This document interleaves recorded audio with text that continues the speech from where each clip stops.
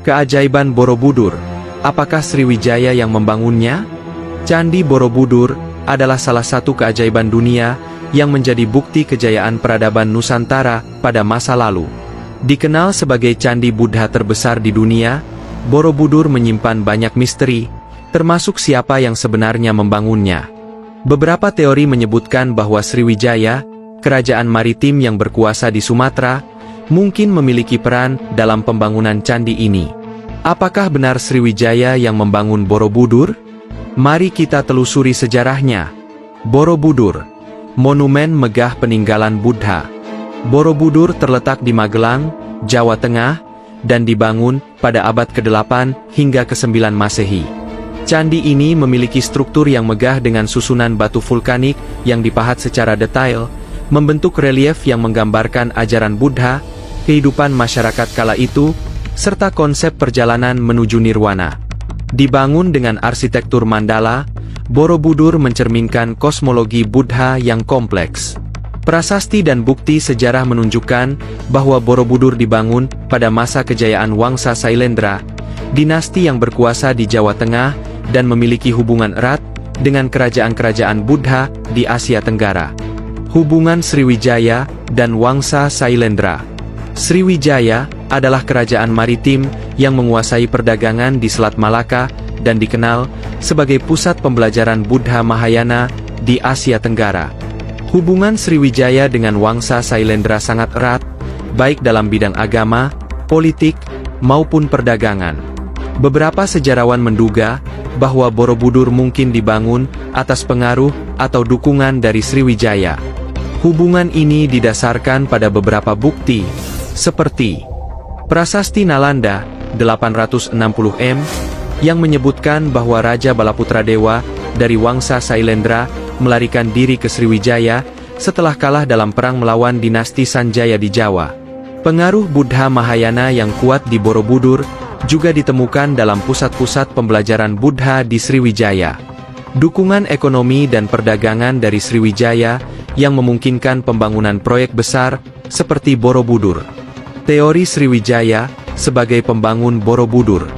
Meskipun Borobudur sering dikaitkan dengan Wangsa Sailendra, beberapa ahli menduga bahwa Sriwijaya mungkin berperan dalam pembangunan candi ini. Berikut beberapa teori yang mendukungnya. Sriwijaya sebagai pusat Buddha Mahayana.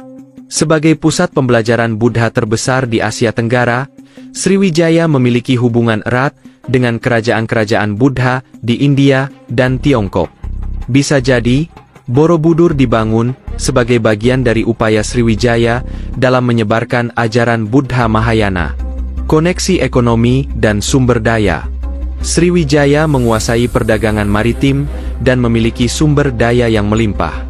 Bisa jadi, Sriwijaya memberikan dukungan ekonomi dan tenaga kerja untuk membangun Borobudur. Pengaruh Sailendra yang berpindah ke Sriwijaya. Beberapa teori menyebutkan bahwa Sailendra memiliki hubungan dekat dengan Sriwijaya dan bahkan berpindah ke Sumatera setelah kekalahan mereka di Jawa. Dengan demikian, pembangunan Borobudur bisa jadi merupakan hasil kerjasama antara dua kekuatan ini. Bukti sejarah yang menunjukkan Borobudur dibangun oleh Wangsa Sailendra. Meskipun teori keterlibatan Sriwijaya menarik, mayoritas sejarawan masih berpegang pada pendapat bahwa Wangsa Sailendra adalah pihak utama yang membangun Borobudur.